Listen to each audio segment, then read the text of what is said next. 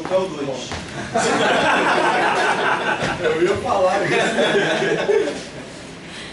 Então, pessoal, vamos lá. Hoje tem reforçando o Chupa certo é o 2. Mas hoje acho que a gente vai ter pouco quórum por causa dessa chuva, né? Acho que tem gente que não conseguiu chegar. E a turma é bem mais cheia do que isso. Já falou disso, não é desculpa. Ele veio de moto, Ele veio de moto. Enfim, tá vendo? Não peguem o Uber móvel. Então, a gente hoje é a nossa penúltima aula da disciplina, né? E a gente vai ter o nosso último debate temático, que tem esse tema aí, articulações entre anos iniciais e anos finais do ensino fundamental, que, como eu já comentei com vocês antes, eu acho que é um tema muito importante para a gente pensar, para vocês pensarem como futuros professores e professoras de matemática, porque é muito reconhecido que existe uma ruptura entre os anos iniciais e os anos finais, especialmente em matemática, né? Porque a forma de abordar a matemática em geral nos anos iniciais é muito diferente dos anos finais, e entre os professores que lecionam os anos finais e anos iniciais, em geral, tem muito pouco diálogo, né? E tem até uma coisa de culpabilização mútua, né? Que um acusa o outro. E isso é muito ruim, né? Porque eu acho que, na verdade, o certo seria dialogar e um pode aprender com o outro, né? A gente que é licenciado em matemática, eu não sou disso, mas quem é licenciado em matemática, eu acho que tem muitas coisas que os professores anos iniciais, que têm uma formação em pedagogia, têm uma formação muito melhor que a nossa, né? E vice-versa. Então, os nossos convidados e convidada hoje, vou deixar eles se apresentarem, mas vou falar só o Bruno, a Érica, o André e o André também. Então, vamos lá. Lembrando que a gente tem que ter um intervalo. 10 para as 2. Então, se apresentem aí. Eu sou o André, minha formação inicial, sou graduado em Pedagogia. Eu atuo, então, nos anos iniciais do ensino fundamental, sou professor do Colégio de Aplicação, atualmente uma turma de segundo ano do ensino fundamental, e lá a gente tem uma organização curricular diferente. Então eu fico com as disciplinas de matemática e ciências da natureza, porque em algumas instituições o professor pedagogo ele acaba abrangendo todas as 5 áreas: português, matemática, história, geografia, ciências. Só que no CAP a gente entende que é importante haver essa separação. Eu particularmente acho também importante, porque é muito difícil você pensar 5 áreas de conhecimento para você se aprofundar em 5 áreas de conhecimento. Pensando que o professor não é aquele que vai simplesmente ir lá e despeja conteúdo. O processo de ser professor envolve também uma preparação, uma formação. Só que eu tenho também o privilégio de atuar em outros segmentos. Eu atuo também aqui no PEMAT, no programa de pós-graduação em ensino de matemática, e eu também atuo num curso de graduação no Instituto Superior de Educação ProSaber, que é uma instituição que forma professores para atuarem na educação infantil. Então é um normal superior. Então é bacana fazer essa interlocução, transitar por essas áreas, né? Inicialmente, acho que é isso. Todo mundo aqui sabe que educação infantil não é a mesma coisa que anos iniciais, né? Então, uma galera que mexeu a cabeça assim, sem nenhuma convicção. Não, perfeito. Porque olha só, é interessante, por favor, falem, perguntem, a gente está aqui mesmo para construir esse diálogo. Quando a gente fala da educação básica, a educação básica ela é compreendida em educação infantil. Dentro da educação infantil, a gente tem a creche de 0 a 3 anos, a pré-escola de 3 anos a 6 anos. Maternal. Oi? Maternal. Não, o maternal faz parte era maternal antigamente. Creche e pré-escola. E aí forma a educação infantil. E o profissional habilitado para atuar na educação infantil é também o pedagogo ou aquela pessoa que faz o curso normal, e nesse caso, nessa instituição em que eu atuo, aquele que tem o normal superior. É um curso de graduação, mas com habilitação para o magistério da educação infantil.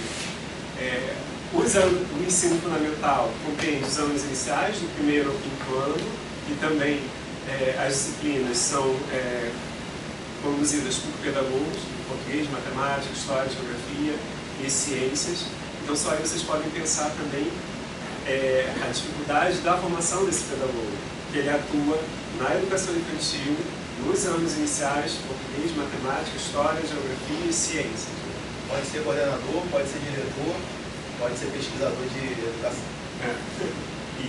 Coordenador, supervisor, uma série de coisas. Isso tudo é um curso de pedagogia. Os anos finais do ensino fundamental, do 6º ao 9º ano, em que se fala dos especialistas, ou seja, são aqueles licenciados nas áreas específicas, como vocês aqui em matemática, nas outras áreas, e o ensino médio. Isso compõe a educação básica. E depois a gente tem a educação superior, que é aqui onde a gente está, em termos do sistema educacional brasileiro. Mas é o pedagogo formado nos cursos de licenciatura em pedagogia que atua majoritariamente na educação infantil, com crianças de 0 a 6 anos, e nos anos iniciais com crianças de 6 a 11 anos. O curso normal superior, Isso. qual é o curso normal superior? Curso médio normal. Isso, que o curso médio ele funciona como um técnico. O normal superior ele é uma graduação. Então as alunas saem lá graduadas para atuar na educação infantil. Mas com relação ao conteúdo, muda muita coisa? Muda.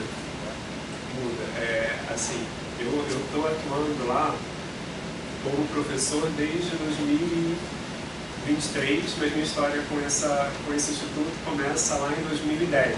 Fui estagiário, depois eu passei, porque ela tem uma metodologia diferenciada. Uma das minhas coordenadoras é a Madalena Freire, que é a filha do Paulo Freire. Então ela concebeu aquele curso, ela tem uma ideia e ela que acompanha esse curso que é para a educação infantil. Então, nessa organização do curso, por exemplo, tem uma figura de um observador. Então, em sala de aula tem o professor, tem os estudantes e tem a figura de um observador. Então, eu fui estagiário, depois fui observador. Fui observador durante quase uns 4 anos, aí saí por conta do mestrado, doutorado e voltei em 2023 para ser professor.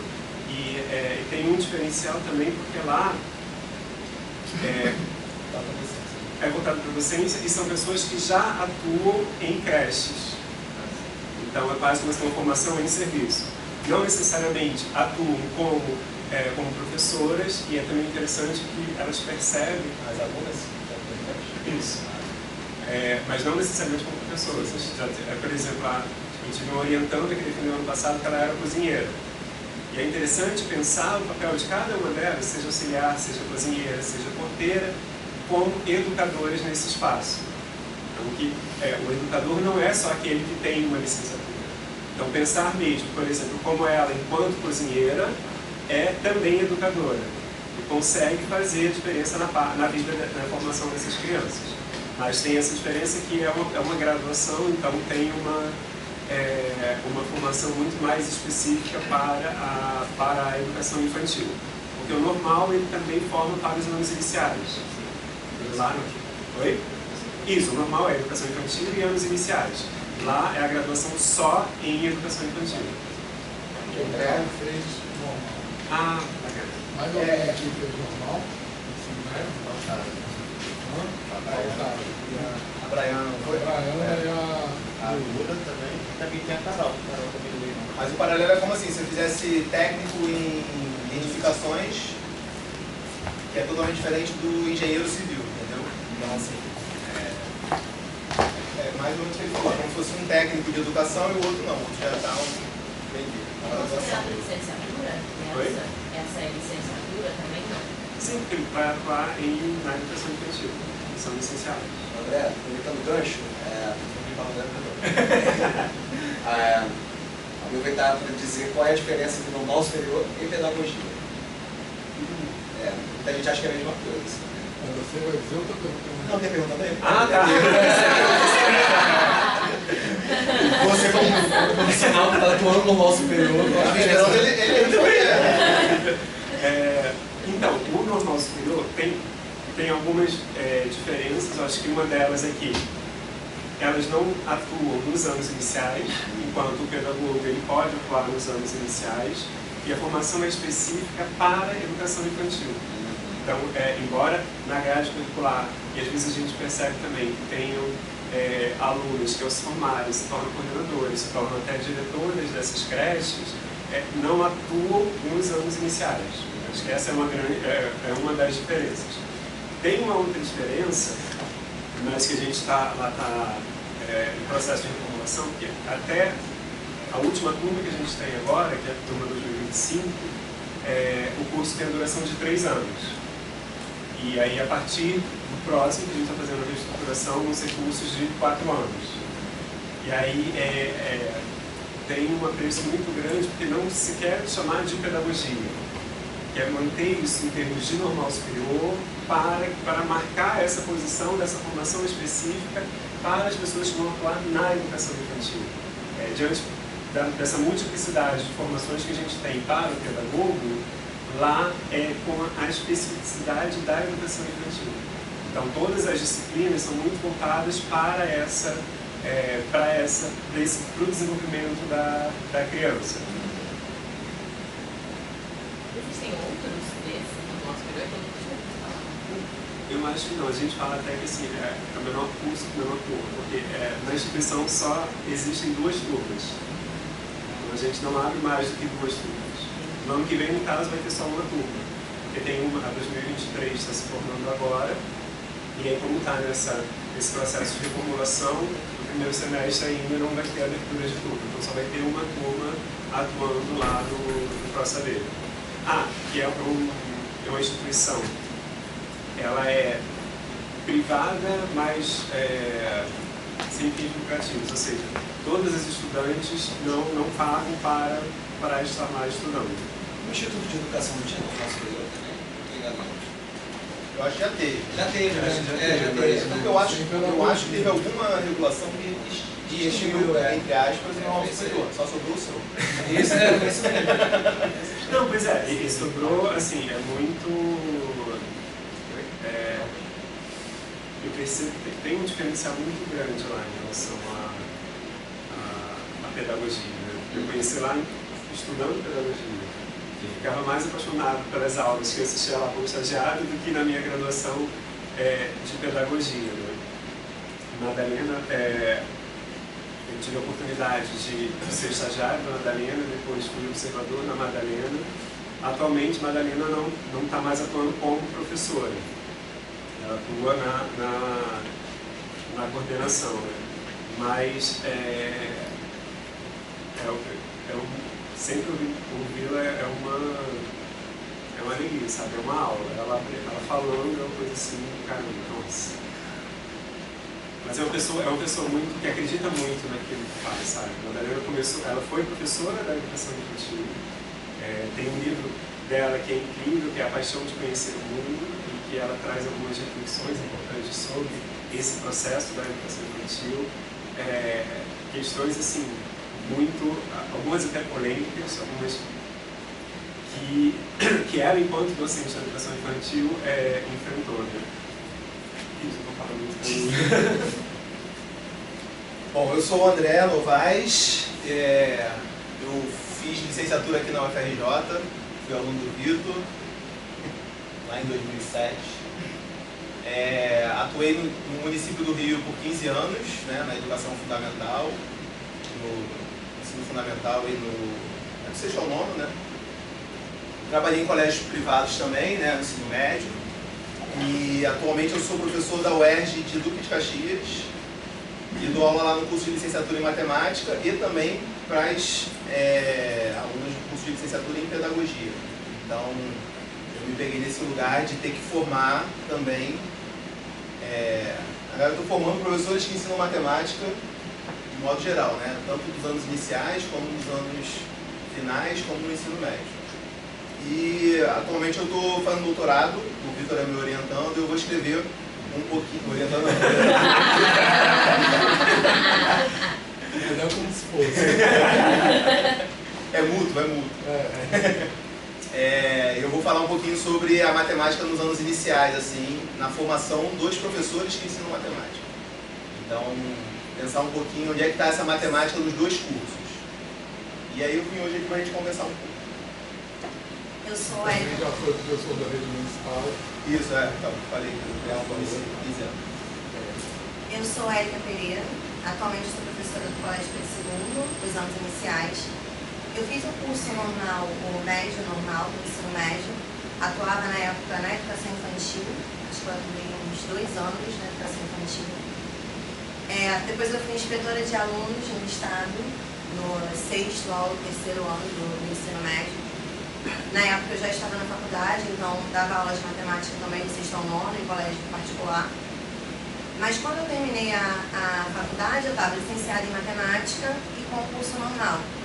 Eu gostava muito da educação infantil, gostava muito do 6º ao 9º. E aí eu fui dar aula nos anos iniciais, que era o que estava faltando.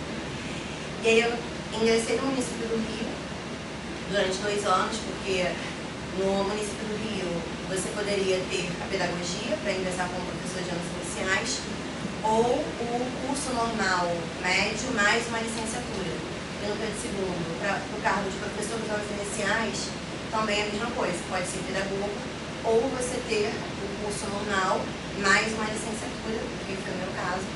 Eu ingressei no Pedro II em 2019. Acho que muito disso que o Vitor falou, dessa culpabilização, acho que eu aprendi muito isso na faculdade. Então, quando eu ingressei nos anos iniciais, depois de eu ter lecionado no 6º ao 9º, eu fui ali muito disposta a resolver o problema. Eu falei, não, os alunos que vão passar por mim vão chegar no 6º ano sabendo tudo. E foi uma experiência muito traumática, assim. Eu nunca vou esquecer o nome da aluna, Dandara. Primeira semana, ela lecionava todas as matérias, né? Diferente de hoje no Pedro II, que é parecido com o que o André falou do CAP, né? Eu normalmente, desde 2019, leciono só matemática. Esse ano me aventurei em estudos sociais. Deu pra perceber que eu gosto de experimentar coisas, né? E na primeira semana eu já tinha dado várias aulas, e aí já era, sei lá, o 3º dia que eu estava falando de matemática com eles.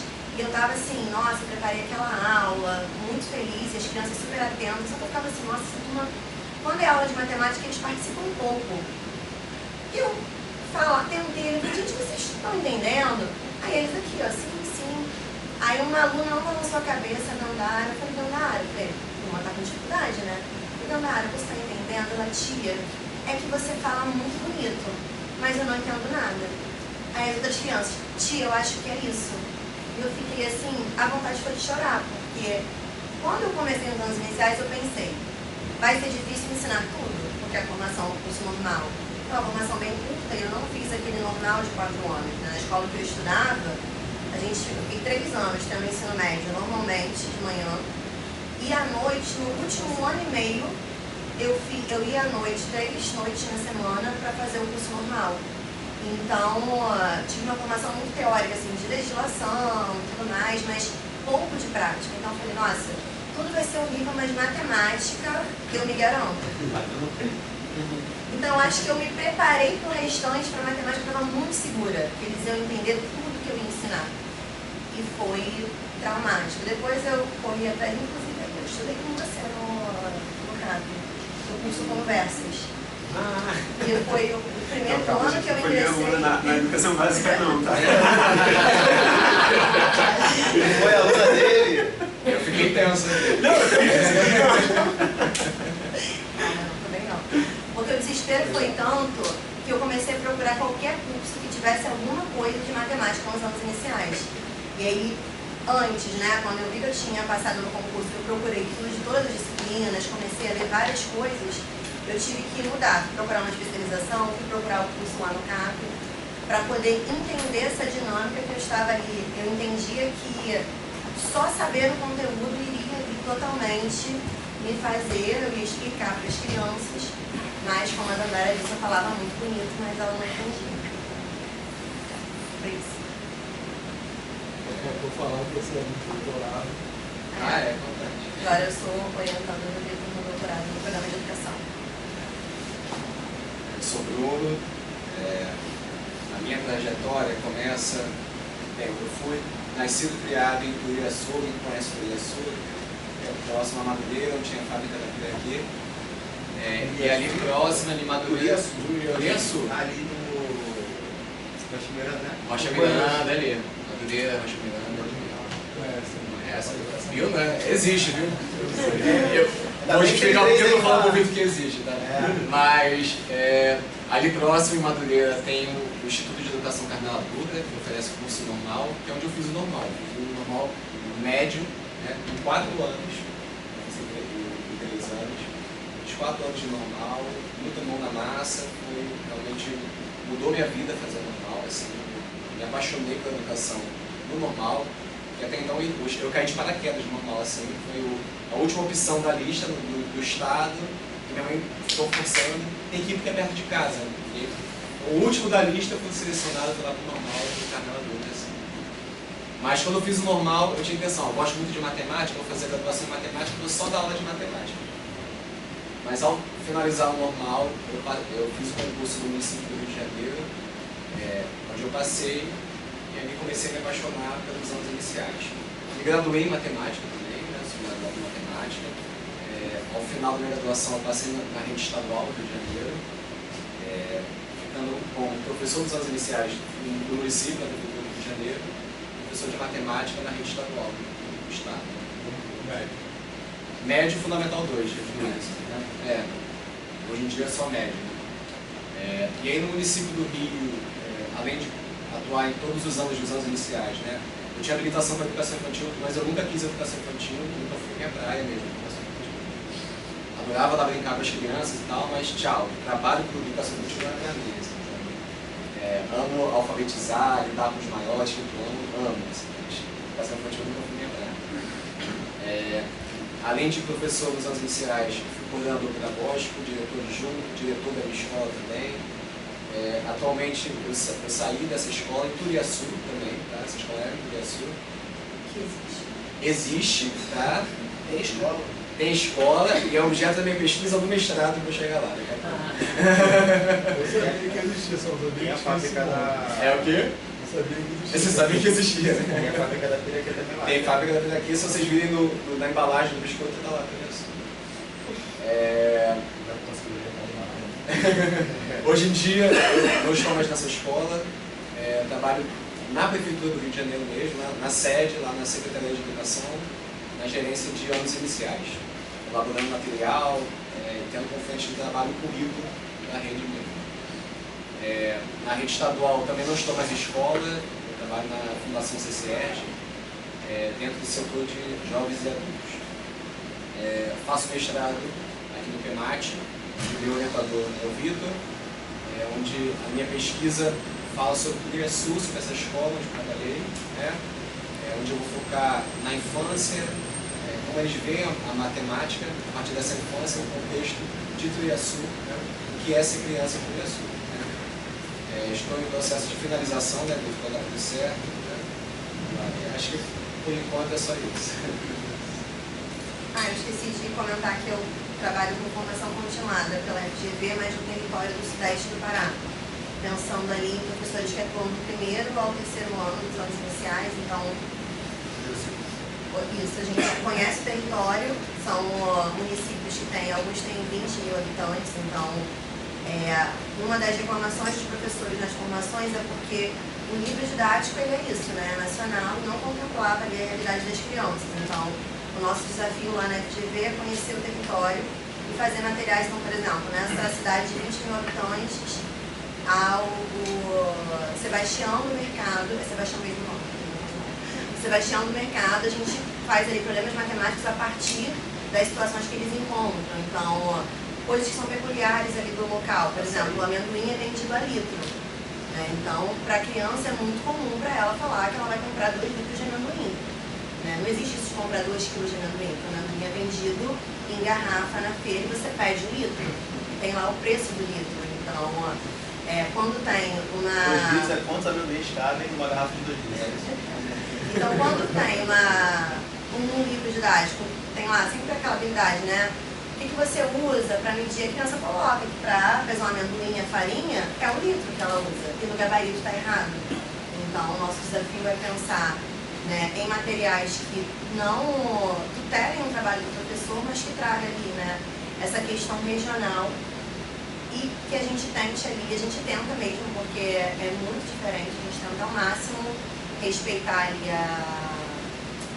o que eles veem no cotidiano, e aí já estou lá, já tem uns 2 anos, trabalhando tanto com a formação continuada como a produção de material. Talvez ano que vem não, para doutorado, mas talvez ano que vem não, porque eu acho que consome muito tempo. Mas sobre isso. até março. Até março, sim. Ela falou do primeiro ao terceiro ano, todo mundo conhece os ciclos da educação que eles fizeram do ensino fundamental? Não, né? É porque assim, a gente perguntei para ela se era o primeiro ciclo, porque são 9 anos de ensino fundamental, né? Do primeiro ao 9º.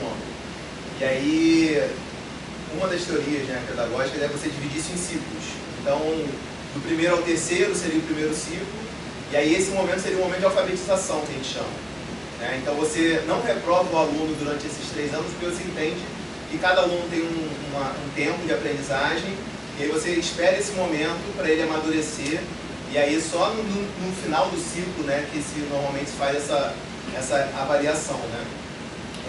E eu estou falando isso porque quando eu entrei no município, eles tinham começado transferiram para as escolas do município esse tipo de organização. E aí eu lembro que quando eu entrei no município, tinham as escolas do 1º ao 5º e tinham as escolas do 5º ao 9º. E algumas escolas tinham do 1º ao 9º, né? Essas escolas que tinham do 1º ao 5º não fechavam o segundo ciclo. Então elas tinham que optar se elas queriam ficar só como o primeiro ciclo ou se elas queriam adicionar um 6º ano. Minha escola é assim. E aí eu entrei numa escola que resolveu adicionar um 6º ano. O que é adicionar um 6º ano? Tem que vir um professor de matemática, tem que vir um professor de história, tem que vir um professor de geografia, tem que vir um professor... Então assim, foi um monte de professor novo para essa escola, para naquele ano ter o 6º ano. E aí acabou isso depois de um tempo. Eu acho que é um dos problemas da educação no Brasil, que a gente não consegue ter uma política educacional séria, né? Então assim... Acabou quando veio experimental? Eu acho que foi. Quando veio do Paz, com o início da aprovação automática, esse ciclo era vinculado à aprovação automática. Assim, né? Eu não acho que é uma aprovação automática. Não, mas era esse entendimento que se tinha. Eu não estou falando que é aprovação automática. Infelizmente é uma leitura equivocada sobre a organização por ciclos. A organização por ciclos não é em sua origem, não é uma aprovação automática. É entender que a criança, ela não necessariamente tem um ano para consolidar todo esse processo de alfabetização, por exemplo. Mas que algumas, em um ano, vão conseguir. Ok. Mas outras crianças vão precisar de um tempo maior. Então, nesse sentido, foi pensado essa política de ciclos. A alfabetização, atualmente, embora discorde um pouco, mas ela é considerada primeiro e segundo ano. Então, com a reformulação do MEC, considera-se o ciclo de alfabetização primeiro e segundo ano, né? Embora algumas redes também acabem adotando outras organizações. Mas o ciclo, é importante que vocês tenham presente que o ciclo não é sinônimo, ou não deveria ser, ou melhor, conceitualmente não é, sinônimo de aprovação automática. Pensar em política de ciclo é pensar que as crianças, algumas crianças, podem precisar de um tempo maior para a consolidação dos seus processos de aprendizagem. Na teoria, na base, política de ciclo é isso, é entender o tempo, respeitar o tempo da criança. Porque a gente entende que, eu, por exemplo, como professor no segundo ano, é muito comum receber estudantes no início do ano que ainda não estão alfabetizados, que não conseguem ler e que ainda não escrevem.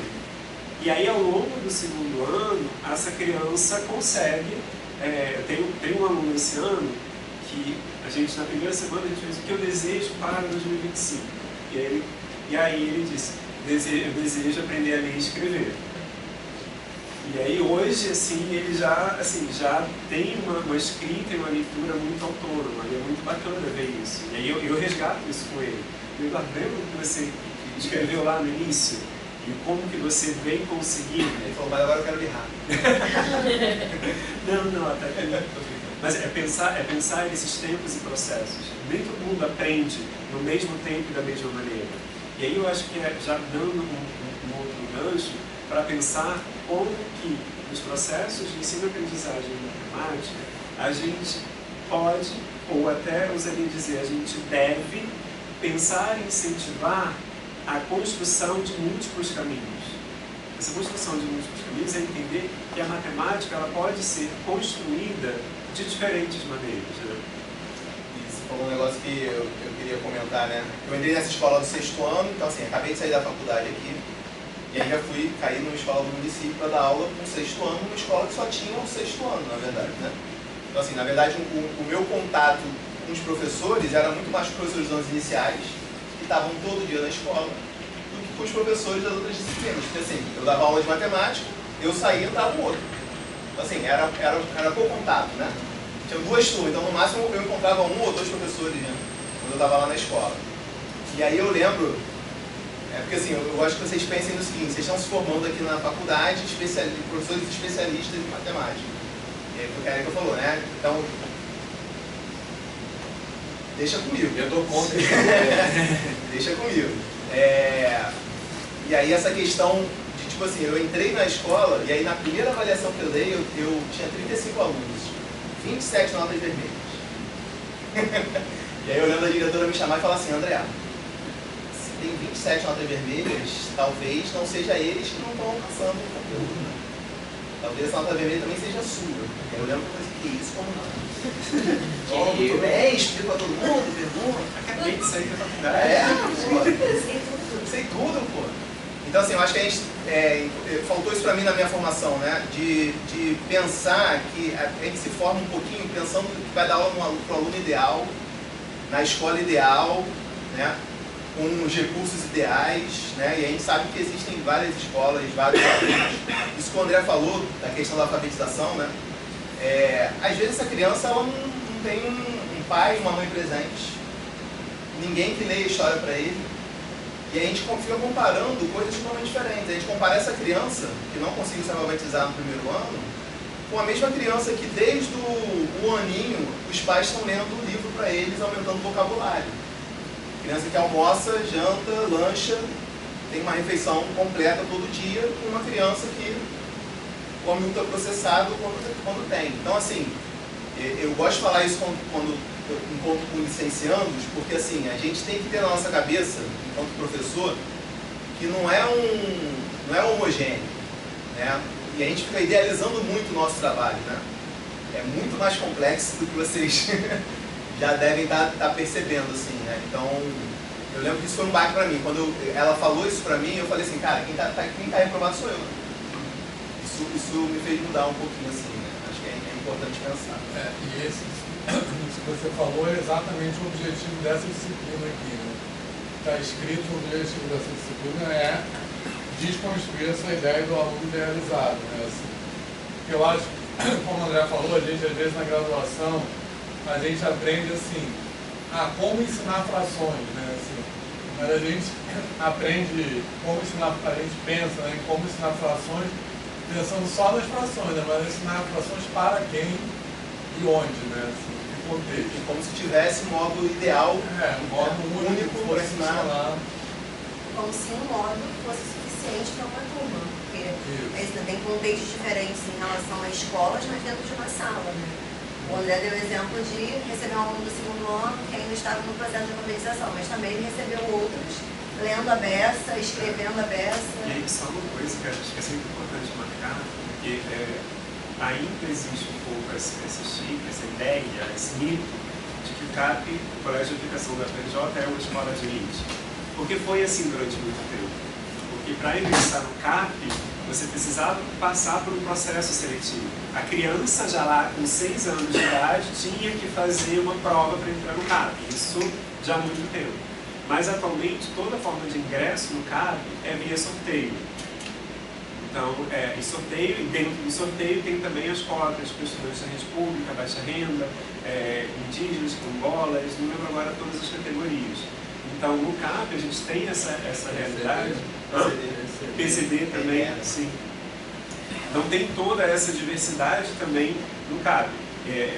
Eu já tive turmas, e essa heterogeneidade na composição do alunado tem muitas vantagens em termos de convivência, e tem também esses diferentes níveis, porque é isso, tem criança que já vem com repertório.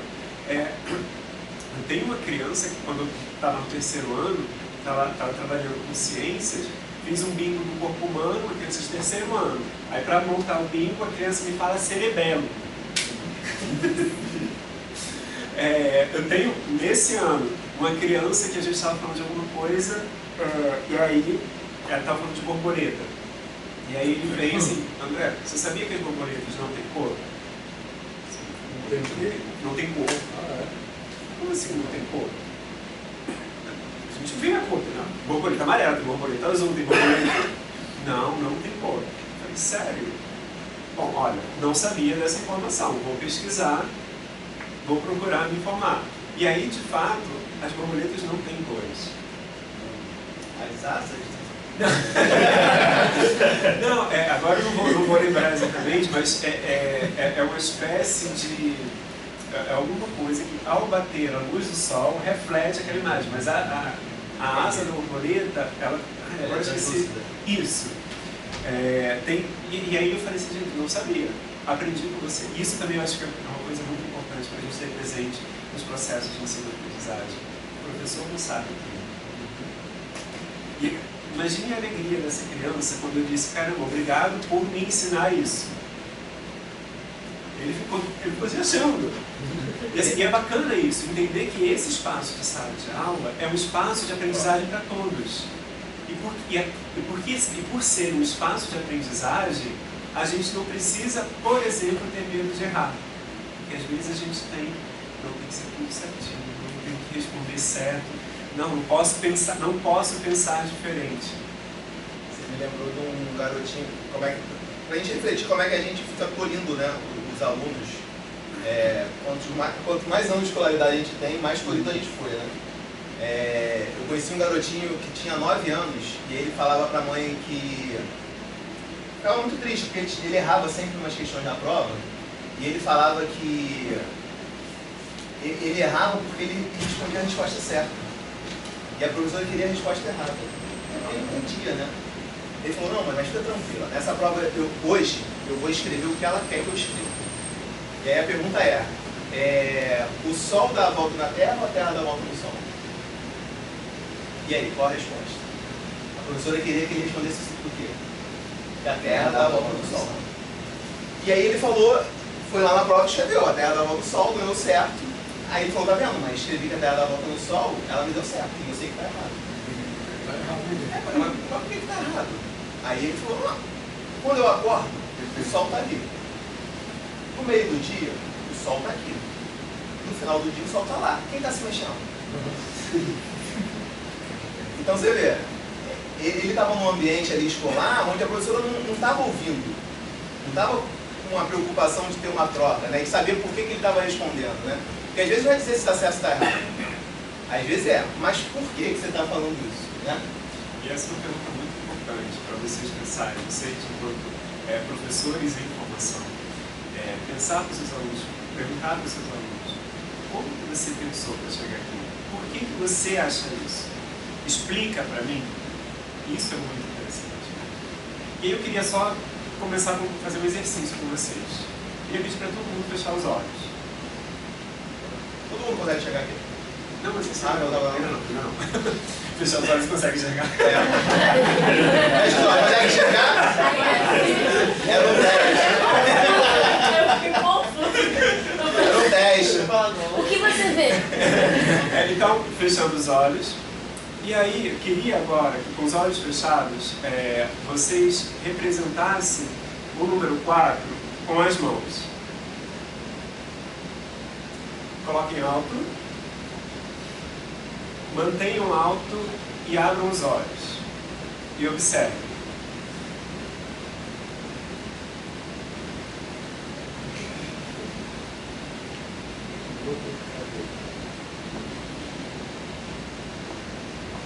O que vocês têm a dizer? Várias coisas diferentes. Hã? Várias coisas diferentes. Você achou várias coisas diferentes? Dali pra trás quase não é igual. Oi? Achei bem padronizado até. Achei bem. Alguém usou a mão que não escreve? Eu usei. Mas eu queria, antes disso, uma outra coisa. Antigamente eu fazia isso, mas esse ano, num curso que eu dou, me instigaram a pensar. Se a gente pensar em análise combinatória, olha só, a gente tem, pelo menos, no mínimo, 210 possibilidades de representar o número 4 com as mãos. E por que eu estou falando no mínimo? Porque, olha só, assim para mim é uma, assim é outra, assim é outra. Mas na matemática e análise combinatória, todas essas variações assim considera-se apenas como um. Mas por isso, como uma forma. Então, por isso, pelo menos 210. Mas por que será que nesse grupo, nesse conjunto aqui, eu chutaria que uma grande maioria representou assim? E aí eu trago para vocês, eu fiz esse mesmo exercício numa formação que eu dei numa escola em São Gonçalo. E também as pessoas lá, foi todo mundo representou assim. E aí fiquei lá, fiz a formação durante a manhã, fiquei ainda naquele intervalo do almoço, e aí no início da tarde começaram a chegar as crianças. E aí uma professora que participou dessa formação falou para a criança: olha, sabia que a sua idade é assim? E a criança responde: não é não, minha idade é assim. Aquilo foi tão forte para mim, né? De pensar como uma criança consegue internalizar uma fragmentação da matemática. A gente pensar a matemática como um caminho. Não é que assim esteja errado, mas por que será que quando eu faço isso, eu faço com alguma frequência esse exercício, por que será que a grande maioria sempre representa assim? Poderia ser assim. E aí eu começo a fazer com as crianças também. Com as crianças eu faço isso. Mas será que tem uma outra maneira? E aí as crianças começam a fazer combinações de dedos que às vezes eu nem consigo. Mas por que será que nos espaços de aprendizagem, que a gente está falando aqui em matemática, a gente tem uma padronização que esse é o quadro? Tem uma coisa. Hã? Nos anos iniciais eles aprendem a contar com os dedos. A gente levanta tipo 1, 2, 3, 4. Aí quando vai para contar a gente fecha. Nos anos iniciais, eu acredito que esse seja o mais padrão de todo mundo. Aí por isso que representa assim, 1, 3, 1, 2. Sim, 1, 2, 3. Sim, que é uma possibilidade. Tem gente que conta assim, 1, 2. E uma... É a música, né? Sim, pode ser. Mas, e sabe, pegando esse gancho seu, uma coisa interessante, olha só. Porque conto 1, 2, 3, 4, não é? E se eu contar 1, 2, 3, 4?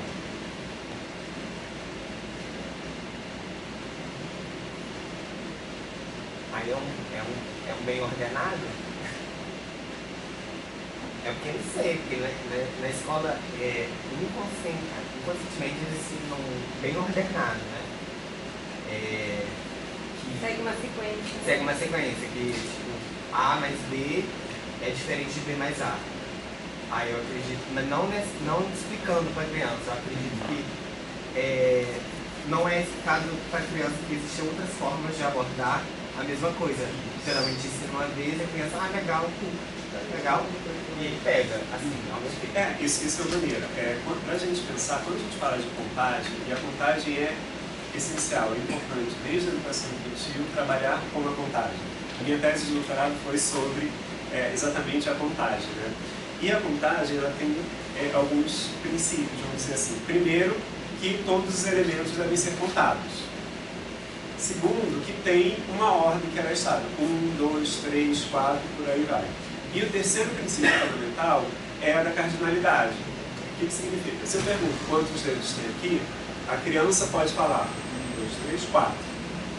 Só que a criança precisa me dizer, então, quantos dedos tem aqui? Se a criança, quando eu pergunto isso novamente, a criança fala 1, 2, 3, 4, a criança ainda não compreendeu esse processo de cardinalidade. Porque ela não precisa contar 1, 2, 3, 4. Tem 4. Quantos tem? 4. Só que assim, por exemplo, a cardinalidade não é algo que você ensina. Não, você não tem que dizer 1, 2, 3, 4. Você só diz o 4. Isso não se ensina. Isso sim, você constrói a partir de vivências. Só que tem outros dois princípios que são decorrentes desses outros.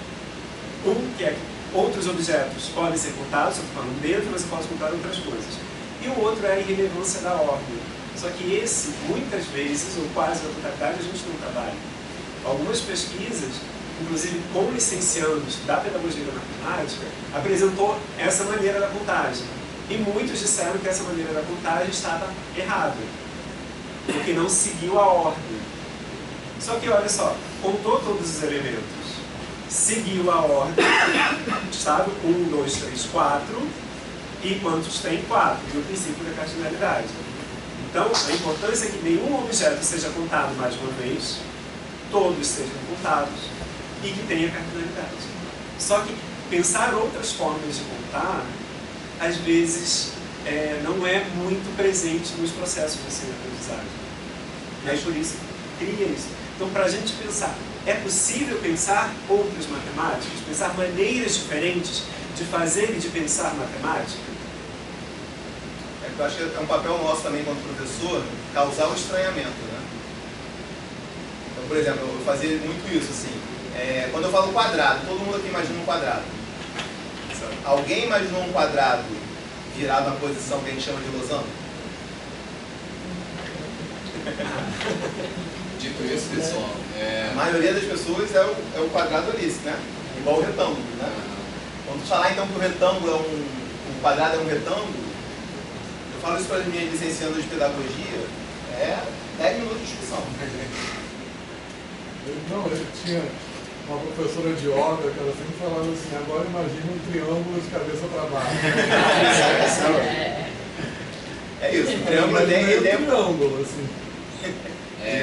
Por isso, mas só antes de perguntar, por isso que é importante, quando a gente trabalha, a gente trabalhar as ideias conceituais.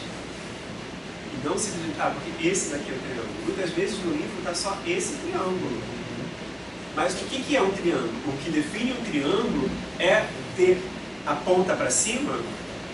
Não, é uma figura que tem 3 lados, ponto. Independente da posição que ele esteja. Isso é um triângulo. Assim como um quadrado, o André de vez em quando chamou ele para, quer dizer, não sei, para o meu curso de extensão que se chama Fazer e Pensar Matemática, nos anos iniciais. E tem uma coisa que ele faz muito bacana, porque muitos falam que você virou, era um quadrado, virou, agora é losango, deixou de ser quadrado. E ele faz um exercício, chama uma pessoa qualquer, qual é o seu nome? Aí a pessoa fala, beleza, vira um pouquinho de lado, por favor. E agora, qual é o seu nome? A pessoa estranha essa pergunta dele. E aí, para fazer essa reflexão, apenas mudou de posição. Não deixou de ter as características do quadrado. Legal. Não, eu acho que a gente já teve um bom início de conversa, falando sobre alguns conhecimentos considerados elementares nos anos iniciais, né? E aí eu queria, na verdade, jogar para vocês, eu acho que já foi falado muita coisa, mas eu queria jogar, escutar de vocês agora estão na licenciatura em matemática, se aprofundando nos conhecimentos de matemática, se achando os fodões, os pedagogas, assim, né? Eu estou pronto para dar aula, né? De fato, vocês estão se apropriando de muitos conhecimentos, mas considerando o tema da nossa conversa de hoje, né? O que vocês considerariam, dentro da perspectiva de vocês, difícil de ensinar nos anos iniciais? Quais são as dificuldades dos anos iniciais que impactam diretamente nos anos finais, na opinião de vocês? A pergunta é complexa, né? Mas pode falar. Acho que eu estou conversando comigo, fazer entrar na cabeça, explicar melhor para a criança. Fazer entrar na cabeça também.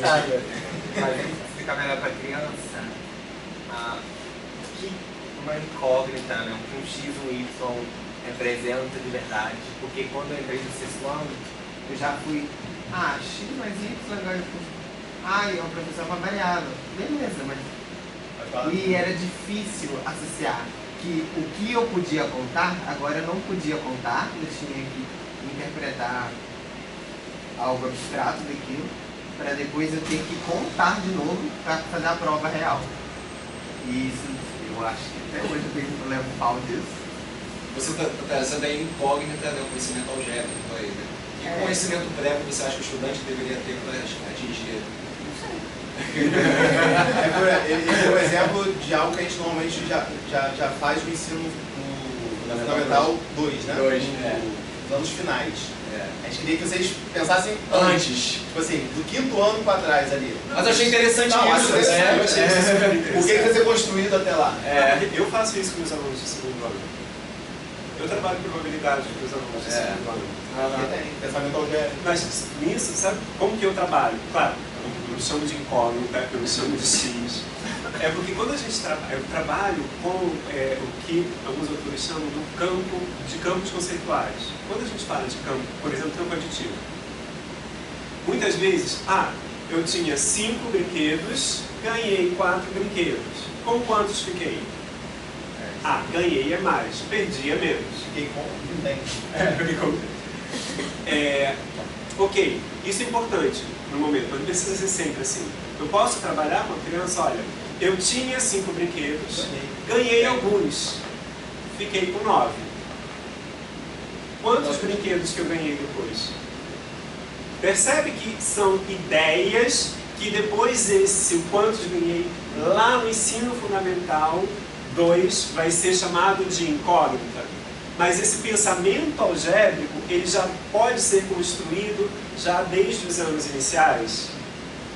Tinha alguns, ganhei 4, com quantos fiquei? E outra coisa, né, que os conceituais falam, né? Ele está trabalhando a adição. Não faz sentido trabalhar a adição e não trabalhar a subtração. Por quê? Isso, gente. Tinha 5, ganhei alguns, fiquei com 9. E aí é que entra outra temática interessante, que a gente pensar as diferentes estratégias. Tinha 5, ganhei alguns, fiquei com 9. Bom, como é que 9 era o total. Como é que vocês fariam? A criança. Eu gosto de fazer assim, se põe no lugar da criança, 8 anos. Essa ideia. Eu tenho 5 brinquedos, ganhei alguns e fiquei com 9. Como é que essa criança chegaria no resultado? Ela vai pegando um brinquedo até 9. Fazendo bolinha. Faz uma bolinha, o que mais? Bolinhas. Representando, né? Fazendo desenho ou pegando o desenho. Então, dependendo da idade, né? Acredito que a melhor forma seja ali o primeiro impacto. Procurando, mexendo, trabalhando. Então, só para eu pegar esse gancho aqui, finge que eu estou com um monte de tampinha na mesa para o aluno trabalhar, beleza? Você é o aluno. O que você faria com essas tampinhas para me responder? Mas você pegaria 9 e aí? Eu tinha 5. Eu pego mais 5 que eu tenho. Aí eu vou colocando todo. Então você pegaria as 9 que você tem em total. Até da 9. E aí faria o quê? Não, eu pegaria 5 que eu já tenho. 5 que você já tem. Continuaria contando. E aí você viria acrescentando, contando até chegar no 9. Isso é uma maneira.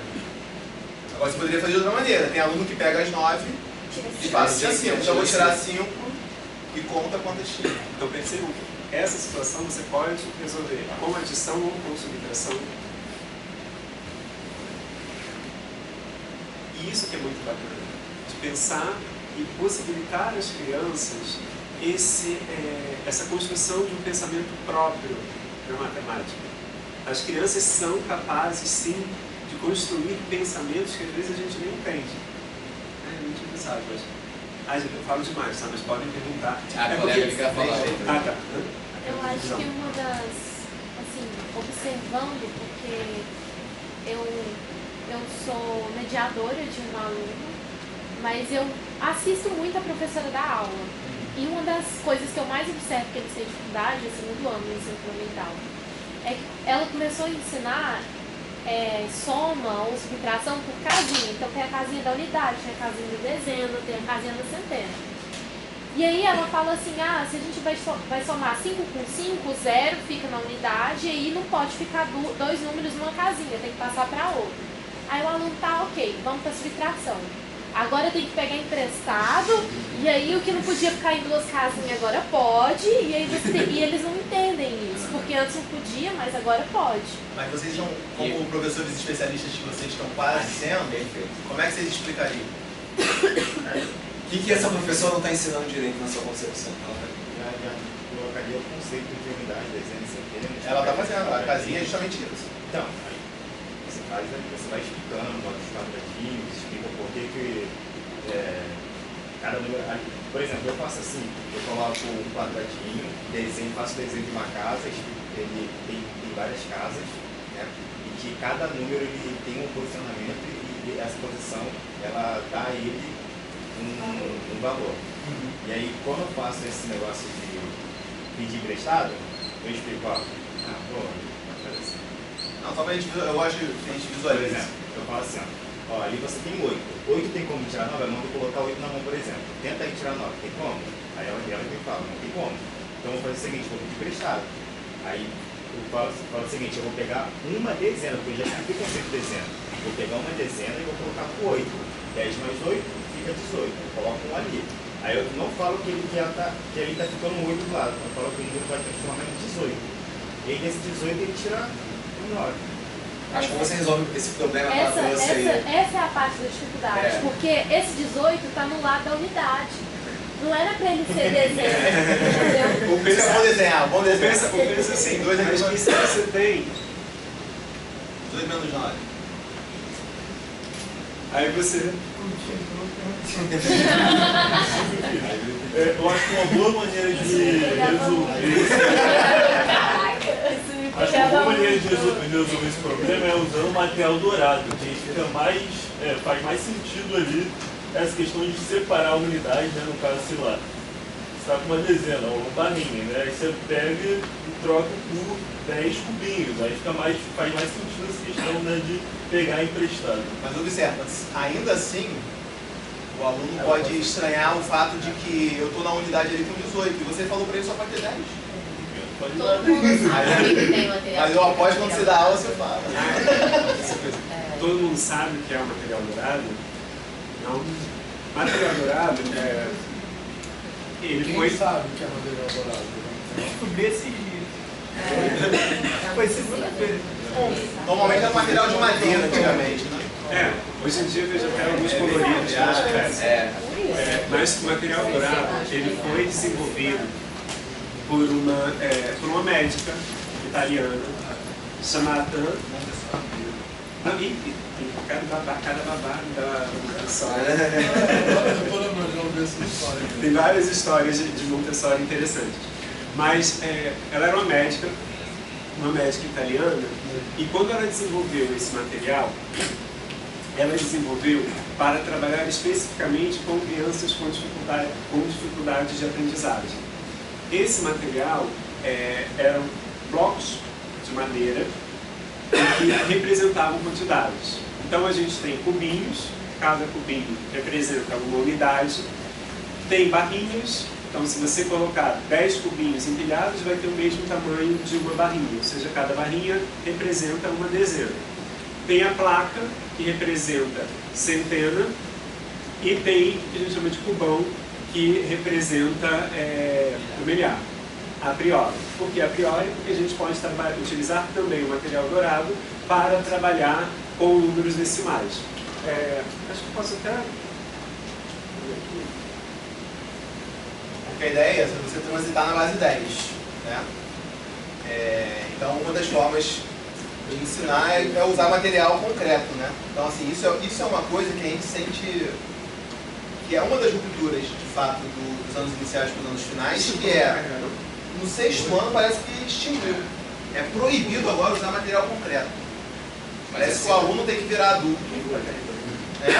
Na nossa formação, não sei como é que está hoje em dia aqui, acredito que esteja melhor do que quando eu me formei. Mas assim, não tive contato com nenhum material concreto na faculdade. E nem nos estágios que eu fiz. Mas assim, acima de tudo, essa situação que você trouxe, né? Material dourado pode ajudar, né? Mas o material dourado está a serviço do conceito de agrupamentos no sistema de numeração decimal, né? Muitas das vezes, eu vou falar professora porque a maioria é mulher, né? A professora vai bater na tecla das operações, mas o sistema de numeração decimal não está bem compreendido pelo estudante, né? Então, essa noção dos agrupamentos, né? Entender que esse agrupamento a gente se refere às casinhas do quadro valor de lugar, né? Isso precisa estar bem firmado com o estudante para que ele possa entender essas transições, né? esses agrupamentos, esses reagrupamentos, que é o pedir emprestado, e vai um e vai dois, né, sei lá. Até porque as casas, né? As casas. Até porque essas casas, né, Bruno, já são uma formalização. Né? Então, assim, a gente começa muitas vezes a ensinar pela formalização, o que é muito ruim. E eu falo a gente porque a gente no 6º, 7º, 8º, 9º também. Ensino médio também, né? A gente tende a começar a aula como? Vou dar aula hoje de função afim. Definição. Função afim. Nada, função, né? Nada. F de R em E. E já é uma mudança muito grande em relação aos anos iniciais, em que as crianças vão descobrindo, vai construindo. Então, você não precisa falar para hoje a aula é de adição. Não, vamos brincar aqui e vai surgir. Isso é uma coisa. Eu também estou como professor do 2º ano. Meus alunos não sabem montar isso aqui. 2º ano. Ensino fundamental. Mas não é para saber não, professor? E isso, claro que assim, eu recebo algumas críticas de alguns famílias, né? porque a pessoa sabe aplicar para uma escola de qualidade, mas não sabe. Então, no final do ano, e meu filho ainda não sabe armar a conta. A criança que não sabe armar isso aqui, armar ponto, que a gente chama do algoritmo, não significa que a criança não sabe fazer isso. A criança entende 38 menos o 19. Eu posso pensar, por exemplo, olha só, do 19, quanto falta para chegar ao 38? Então, olha só, uma das maneiras que eu trabalho, 19 mais 1, 20. É o trocador do ônibus. 20 mais 10, 30. 30 mais 8, 38. 1, 10, 8, 19. Ou eu posso fazer também, olha, 38 menos 8 vai dar 30. 30 menos 10 vai dar 20. Opa, mas eu quero chegar no 19. 20 vai chegar no 19 menos 1. Se eu tirei 8, depois tirei 10, depois tirei 1, o que eu quero dizer com isso? Eu não vou ensinar isso para as crianças? Não, vou ensinar, calma. Até porque no caso a gente, 2025 acaba só em 2026. A gente vai seguir no ano de 2025 ainda em 2026. Mas que isso daqui, para a criança simplesmente chegar nesse momento, nossa, mas como assim pedir emprestado? Vai um para onde? Pedir emprestado. É uma caminhada. É uma caminhada que muitas vezes não faz sentido a princípio. E a criança não precisa saber disso para resolver. É pensar que essa daqui é uma das maneiras possíveis. Mas a gente tem também essas outras. Ou tem criança, por exemplo, um exemplo que eu uso muito na reunião com as famílias é o 14 mais 7. Porque tem criança, foi algo parecido, e uma criança esse ano fez assim, olha, André, eu pensei 14 mais 10 deu 24, só que era 7. Então 24, eu tiro 3. Vai dar 21. E eu acho tem criança que vai ser 14 mais 6 é igual a 20, 20 mais 1, 21. Eu faço muito assim. Tá errado. A gente precisa ensinar esse... E olha só, gente, uma coisa que eu hoje ensino assim, mas quando eu comecei, Arme e efetue. Tinha uma folha, arme e efetue. De ase? Não chegava de ase, não.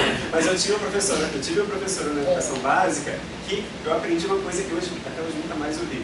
Que não era só de A a Z. E depois de A a Z tinha A linha, B linha, C linha, D linha, aí depois A, duas linhas, a lista de exercícios de matemática. Era nesse sentido. Mas só para a gente pensar quais são os outros caminhos e possibilidades que a gente pode construir com as crianças. Até porque eu ia comentar isso. Quer falar agora? Rapidinho. Só uma coisa, ver se alguém é desse tempo.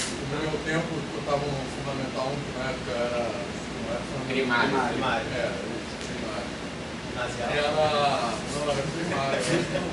Não lembro. Então, era primário, ginásio, científico. Primário, ginásio. Primeiro grau, segundo grau. Primeiro grau, segundo grau. Essa primária antes. enfim. Mas no meu era que tinha uma folha, você sempre tinha que preencher, que era sentença matemática, cálculo e resposta. E eu peguei essa frase. Pegou? Eu também. Aí formado assim. Mas você só podia daquele jeito. Assim. E mesmo que acertasse, se não colocasse a sentença, exatamente. E uma coisa rápida, só para falar, eu passo com o André, essas professoras que estão ensinando desse jeito, elas estão reproduzindo a forma como elas aprenderam, muitas das vezes. Mas vai, outro gancho. É só porque tem um dos pesquisadores, Schumann fala de 3 tipos de saberes. Que a gente tem o saber do conteúdo, que é o saber da matemática. Quer dizer, ele não fala matemática, fala no corpo geral. O saber pedagógico, que é o como ensinar, e tem também o saber do currículo, o conhecimento do currículo. Né? Outros autores já vêm dizer, olha, isso aqui, ok, faz sentido, só que não é só isso.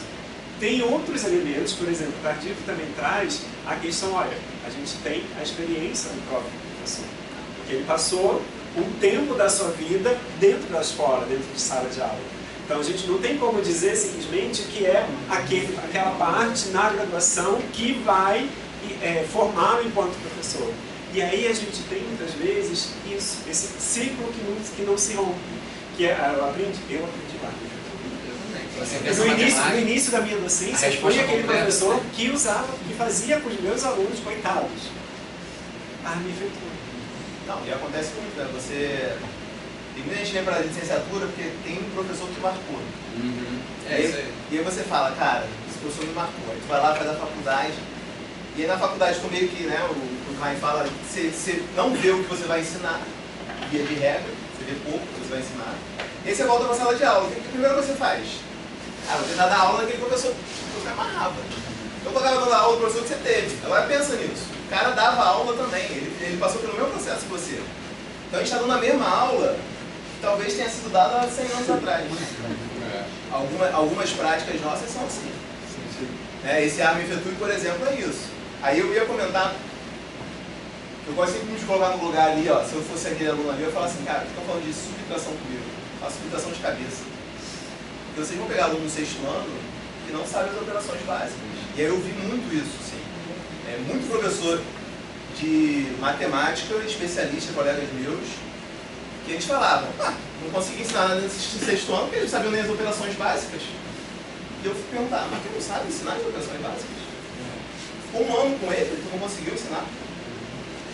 Mas não era a minha obrigação, eu já deveria ter... Porque a gente vê esse discurso que o Vitor falou, né, de culpabilizar o outro, as professoras das iniciais, às vezes, com 5 anos com as crianças, a gente fica 7. Então, a criança que chega no ensino médio e não sabe fazer uma operação de divisão, de multiplicação, etc., o culpado é só o professor das anos iniciais. Então, eu acho que é importante a gente pensar nisso, assim, eu vou ter que ensinar meu aluno também a somar, a subtrair, a dividir. E como? Eu queria falar uma coisa agora que eu acho que é muito importante, assim, porque essa fala é a mesma fala dos professores aqui da universidade que falam, talvez já tenham ouvido isso, que falam, você não aprendeu isso no 2º grau, no ensino médio, o problema é seu. Né, assim. Eu falo exatamente isso. Não sabe função do 2º grau, você não sabe ensinar a função do 2º grau? Pior que não. Não sei. Era essa a reflexão. E por exemplo, voltando aqui, né? Às vezes tem formas muito mais interessantes, cara. Um aluno meu, ele fez isso aqui. Tipo, esse tipo de subtração, ele nunca pediu emprestado.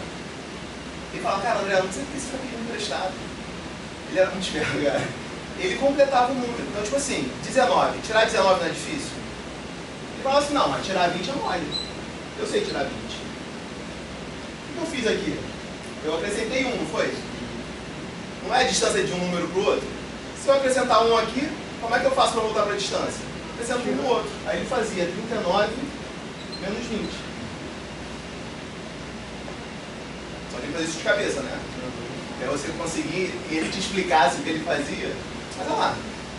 Ele fez essa conta, que a maioria dos alunos tem dificuldade, que ela comentou, do pegar emprestado, pode virar uma conta que quase nenhum tem dificuldade. Mas eu estou trabalhando num conceito, isso sim é o interessante, não é o armar e efetuar, é o conceito da subtração. Eu posso tratar a subtração como a distância entre dois números, por exemplo. E aí se a gente ingessa ali daquela forma, nenhuma dessas possibilidades aparece. A criança não vai pensar, não vai construir. E aí talvez vai ter essa dificuldade que você falou ali na hora de entender a incógnita. E aí eu somar de um lado, somar do outro, não vai mudar. Se eu já trabalho esse tipo de coisa aqui, já é um pensamento, já está sendo construído, né? Vai ficando mais natural. E isso é para a gente pensar qual o espaço que tem nas nossas aulas para que os nossos estudantes, as nossas estudantes ousem, pensem em diferentes estratégias. Mas é interessante que eles pensem, não fiquem só para si. Também compartilhem com os outros. Nossa, André, mas aí eu nunca vou dar aula, né? Porque se tenho 30 alunos, todos os alunos falarem as suas estratégias para cada coisa que eu fizer, vai ser uma coisa. Não estou dizendo que precisa ser sempre, que precisa ser todos, que precisa ser em todo momento. Mas tem que ser uma cultura. Mas é importante. Você pode pensar, por exemplo, formar em grupos. Compartilha com o seu grupo as suas estratégias. Ou alguém quer, em alguns momentos, o que a gente precisa potencializar é construir a ideia de que cada criança, ela pode sim ser produtora de um conhecimento matemático. Tem uma autora que eu gosto muito, que desenvolveu a abordagem de mentalidades matemáticas, que se chama John Bowler, que ela tem uma coisa assim, muito interessante, que é: todos podem aprender matemática. Todos podem. Não. Só quem tem cérebro que é matemática. E ela diz: não, todos podem. Claro que essa aprendizagem não é uma aprendizagem natural. Todos podem aprender matemática desde que sejam oferecidas as condições para essa aprendizagem. Ela vem desmistificar, por exemplo, tem uma imagem dela que eu acho demais, que é num berçário, umas etiquetinhas. Esse tem cérebro de matemática, esse não tem cérebro de matemática, esse tem cérebro de matemática, esse não tem. E não é assim que funciona. Até porque se fosse assim, gente, nós professores não faríamos nenhuma diferença no mundo. Era só um teste de DNA mais sofisticado. Ok, quem é para isso, quem é para aquilo, o professor seria apenas aquele que transmitiria, não seria aquele capaz de desenvolver e fazer nenhuma diferença, porque aquilo já estava posto. Mas nós podemos acreditar, e eu espero que nós acreditemos, que nós podemos sim fazer a diferença em cada aluno e cada aluna que a gente encontra no nosso caminho. Aquela estratégia ali, é muito provável que os professores deem errado.